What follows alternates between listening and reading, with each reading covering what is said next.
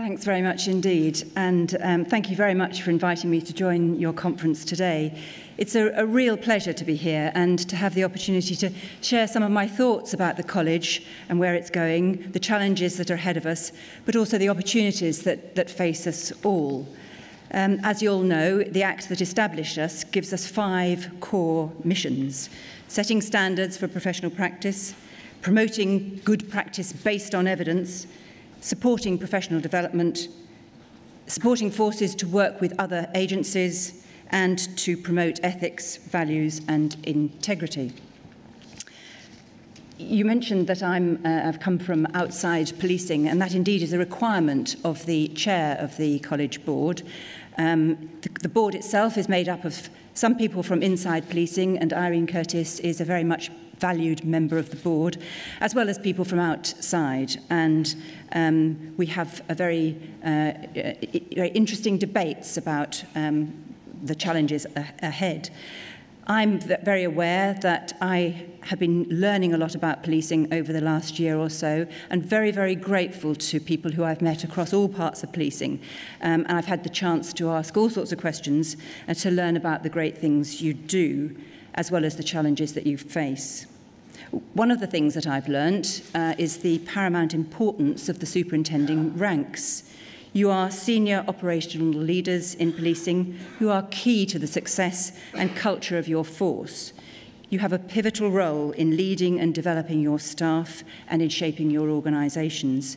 You play a strategic as well as operational role, and not only do you manage downwards and across the organisations, you also have the interesting challenge of managing upwards.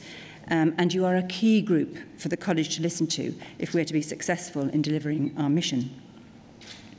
My respect for people working in policing has deepened since joining the college as chair.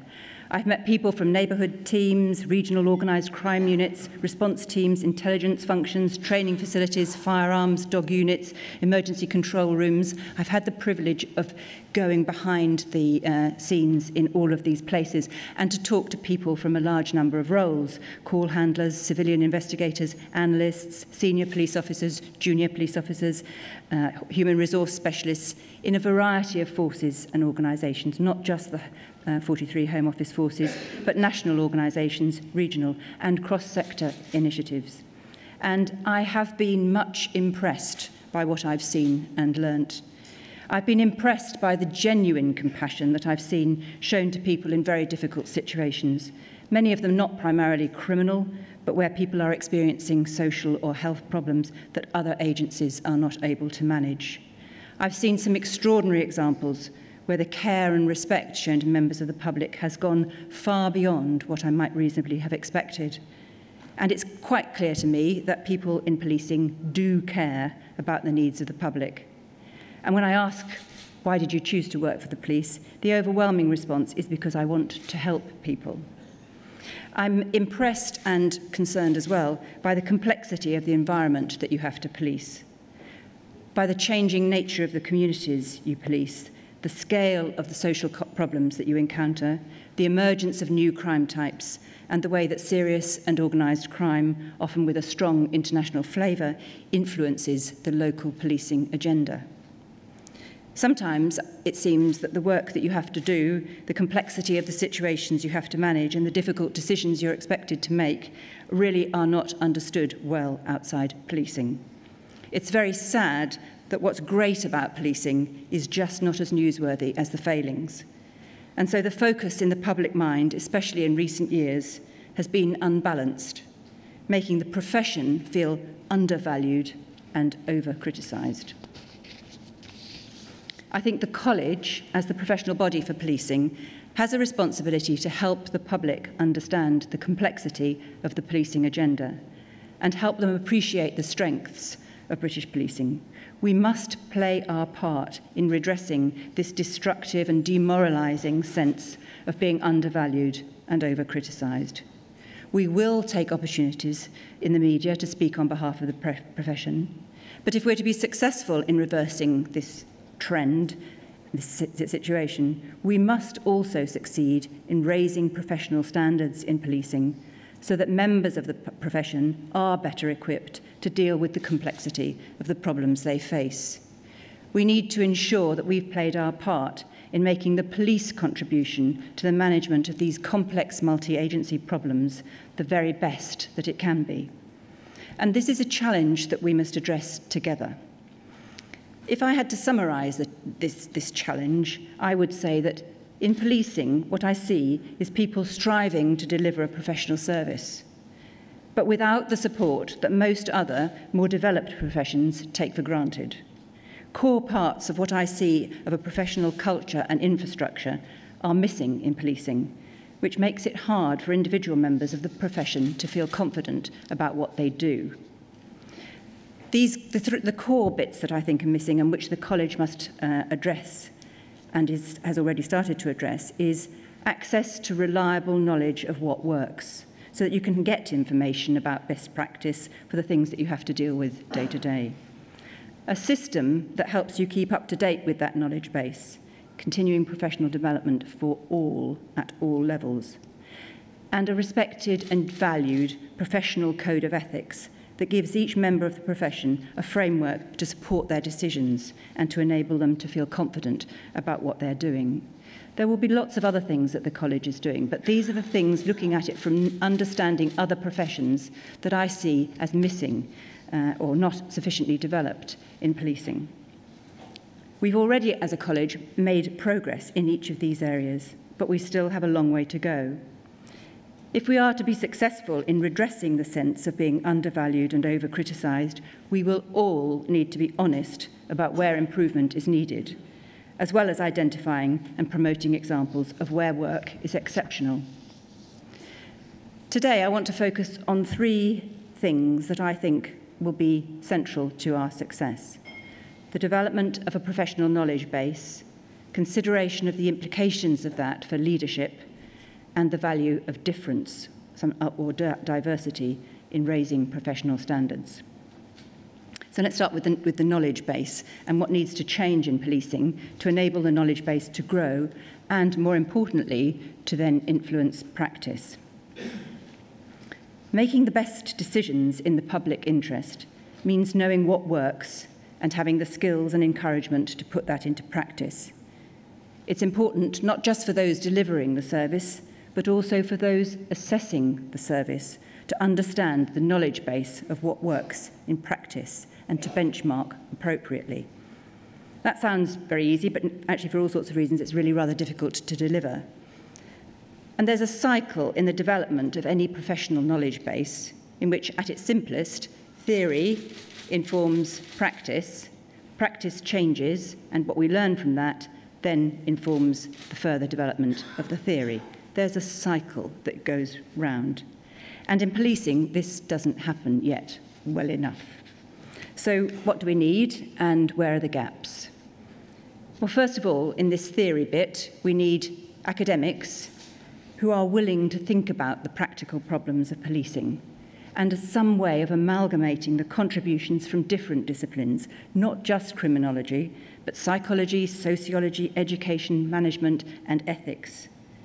And academics are increasingly interested now in the applications of their research to the real world, and policing is a great place for them to become even more involved. It is beginning to happen, it needs to happen more.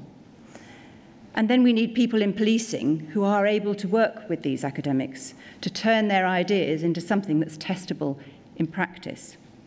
And we need police practitioners who are willing to be part of the experimental tests, because there will need to be experiments in a practical setting. This is already happening, and there's some great examples about it, really inspiring examples. And although it does still need to happen on a wider and more sustainable way, the interactive college research map shows a growing number of force-university partnerships.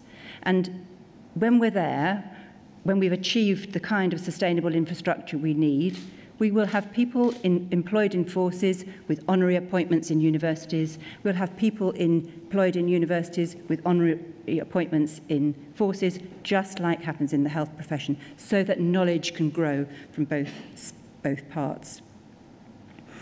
We then need systems for sharing the knowledge that's growing from these experiments, from these tests, across the different forces, and for sharing best practice between different parts of the same force, even, as well as between different forces. And I don't think we have good ways to do that yet. We need managers and practitioners who are committed to a culture of regularly reviewing what they do and considering how to do it better. And from what I've seen, I think we've got room for change here too. And we need practitioners, very importantly, who are delivering the service to be willing and able to feed ideas back to their seniors, and for these ideas then to get into this knowledge cycle that I've been talking about, so that the academic teams, the police and academic partnership teams, can listen to what's happening at the front line. And I think we've got lots of room for improvement there too.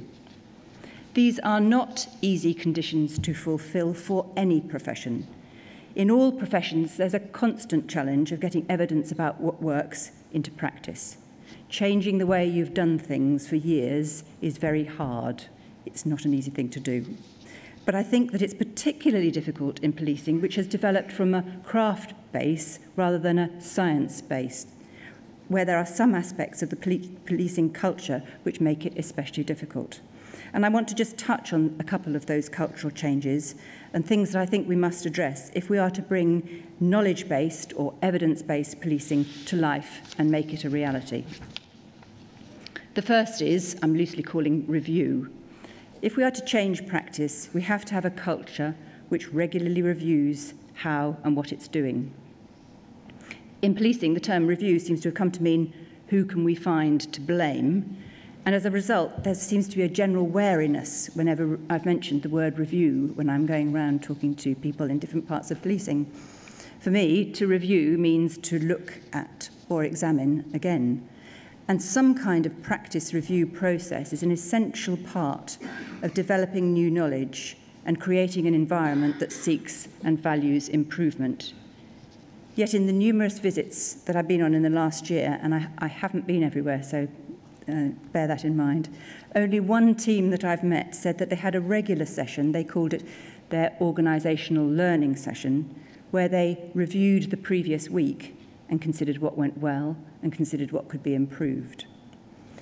Maybe we should steer away from the review, if that's a toxic word, but we should not steer away from the principle that you can and should look at practice on a regular basis and work out what can be learnt from elsewhere to improve what we do. And I know that in some parts of policing, particularly the specialist areas, that happens very well. But as routine in normal, if there is normal policing, it doesn't seem to happen very much. I don't think it's just a concern about blame that makes review difficult in policing. I think the hierarchical culture doesn't make it easy for people to ask questions of those senior to them. And I've heard some really quite distressing stories of people who are too scared to make suggestions about changing practice because they've seen how, when others have done this, it leads to them being thought of as troublemakers and punished or ridiculed. This can't be right on any count, but it is particularly disadvantageous if we want to ensure that in the policing profession, all good ideas, and they come from the lowest ranks of the hierarchy as well as the highest, are listened to and considered. Review, or whatever we decide to call it, is a key way of sharing knowledge and improving practice. It's a key way of ensuring that ideas from those who are delivering the service inform the knowledge base that grows. Best practice should not come from academics alone. It needs to be informed by professionals. And it won't happen while it's hard to review and it's hard to ask why.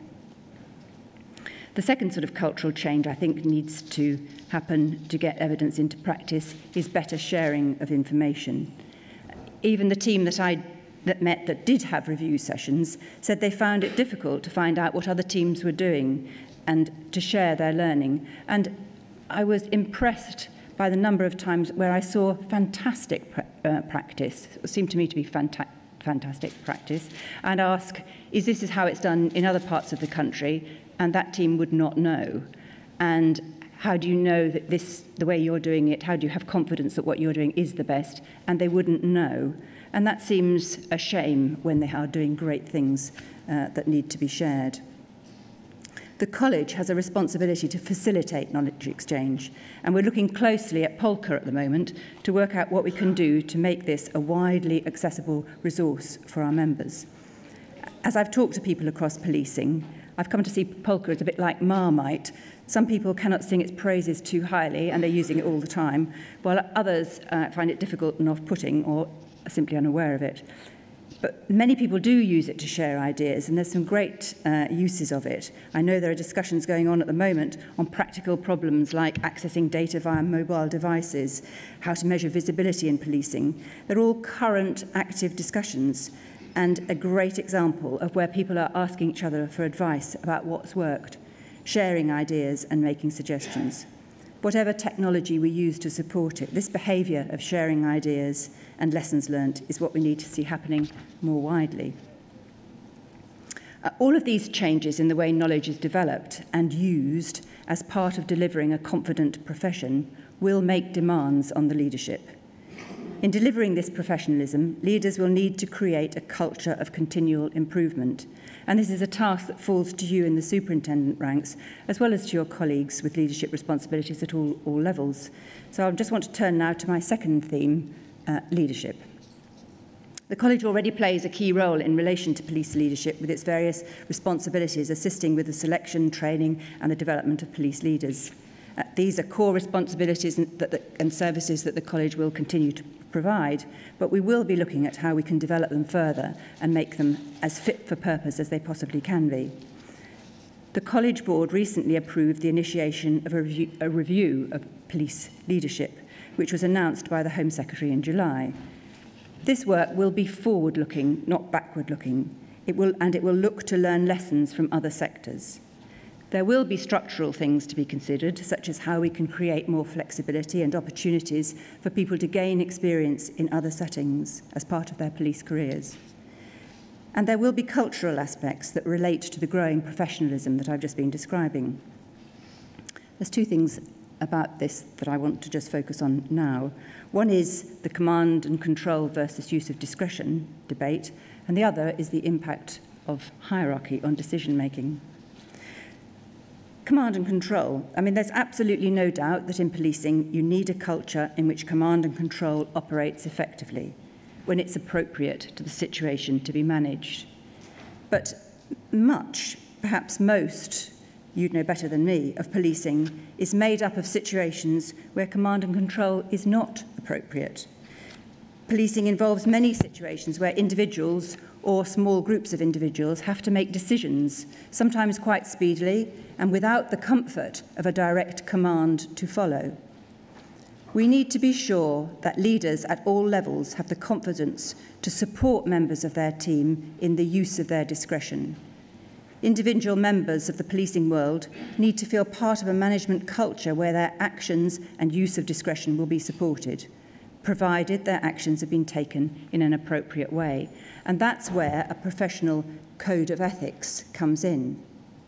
Provided you have followed to the best of your ability the 9 policing principles, so for example, you've considered objectively the information you have about best practice, about what you've got to do, you've been open about the approach you've taken, you can account for what you've done, you've been respectful, honest and fair with those with whom you've been dealing, and you've made all your decisions selflessly, shown leadership, whatever your role or rank, and worked with genuine integrity, then your senior officers should support the action that you have taken, even if the outcome is not what you had hoped. I think we still have a lot of work to do to get policing to see the value of the policing principles and the code of ethics and how it can be supportive to members, rather than has often been said to me, what are you doing creating another stick to beat us with, when nothing could be further than its intention. And leaders need to be confident that they will be supported by their peers and those more senior when things don't go according to plan, but where they have followed the policing principles. We need to move away from a culture of don't blame me and watch your back towards a more liberated culture where staff feel supported to learn, develop, and improve. And that means sometimes making mistakes. This is quite a challenge for leaders and has implications for the way we prepare people for leadership roles. I've been very interested in the number of people that I have met who've been promoted and taken on leadership roles in policing, and they've said to me, it seems to be assumed that I will naturally possess all the management skills I need, and I don't feel I've got them. That's a lesson for us in how we develop our leadership programs in the future. It suggests that we need to make management skills as important as leadership skills if we are to ensure that individuals are properly equipped with the skills required to be successful in their roles and to be able to balance command and control with the use of discretion. I mentioned hierarchy, and the hierarchical nature of policing has very obvious strengths. But it does have limitations too, and in leadership, we need to be brave enough and confident enough to talk openly of these risks and work out how to minimise them. Quite a bit has been written in other professional settings, because it happens everywhere, of the risks to good decision-making of a hierarchical culture and the strong pressure, usually unconscious, of being unwilling to criticise the boss. There are some very moving and powerful examples of this in the analysis of air traffic accidents. Air traffic accidents have the great advantage of, you can't dispute it's an accident, it's an absolute catastrophe and it's tragic, and they have wonderful data in what's led up to it. And there are a whole series of analyses of conversations leading up to disasters which suggest that hierarchy plays a part in poor decision-making. And I'll just tell you about one, because I think it's something I sort of hold in my head. It's the analysis of the 1982 Air Florida flight that crashed into the Potomac in Washington. And it was a very, very cold spell. Flights were taking off slower because they had to de-ice the runways. And so flights were taking off, they're having to wait longer to take off, and were taking off with more ice on them than they had done previously. And I'll just give you some quotes from the transcript of the conversation between the first officer and the captain. And remember, at this point, they didn't know they were going to crash. It's always so easy to analyse it in retrospect and say, what a bloody stupid thing to say. But at the time they had this conversation, they didn't know they were going to crash. The first officer noticed that a large amount of ice had developed on the wings, and he tried to tell the captain 3 times that he thought the plane was in a dangerous situation. He says, "Look how the ice is just hanging there on his back. See that? See that?" No response. A bit later on, "See all those icicles on the back there and everything?" No response. Then, "Boy," I can't do the American accent, you have to forgive me.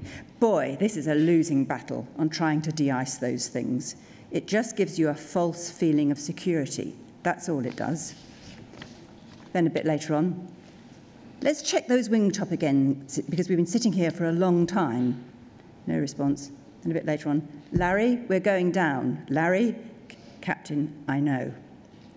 And that and other interactions like that have suggested the first officer here sees himself as a subordinate. It is not his final decision, and he doesn't want to criticise.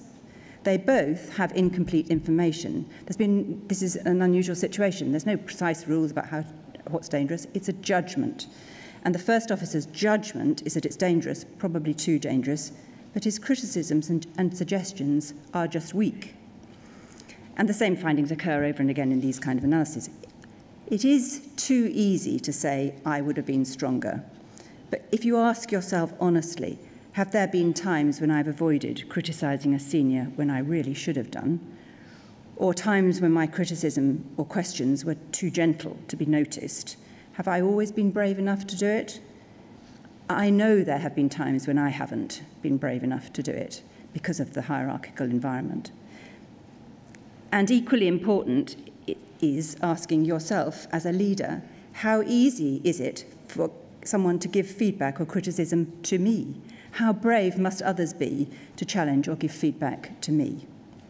Now, I know the aviation example comes from a different world, but the principles are the same, and the consistency of observations suggests we really must look at the learning and the changes that they've put in place which have reduced incidents.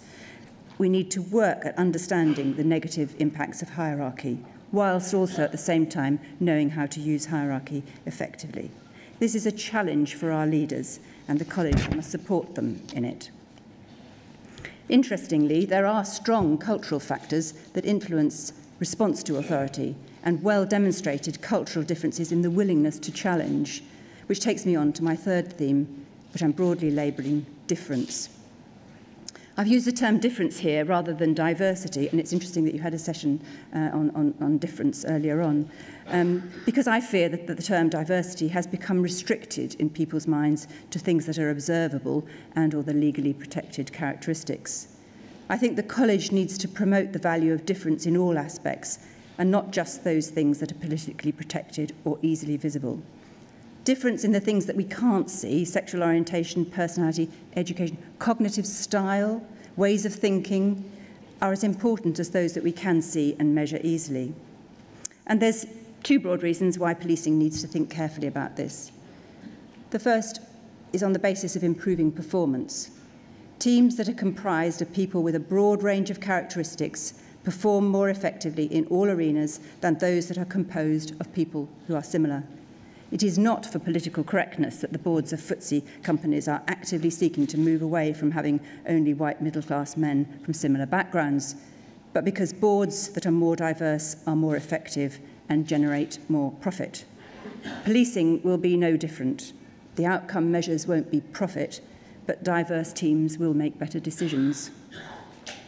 And in policing, of course, there's the additional issue of legitimacy, the need to be representative of the populations you're policing. This has been on your agenda in various ways for some time, and I know you're only too aware of the difference in characteristics between the local populations and the people that police them.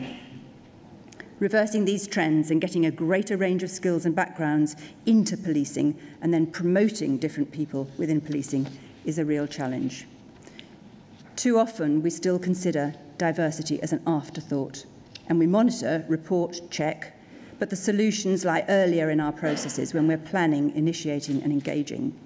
We will know when we've succeeded when we no longer need to pay special attention to considering difference, because we've created an environment in which difference is at the organisational core and is routinely reflected in our actions and language.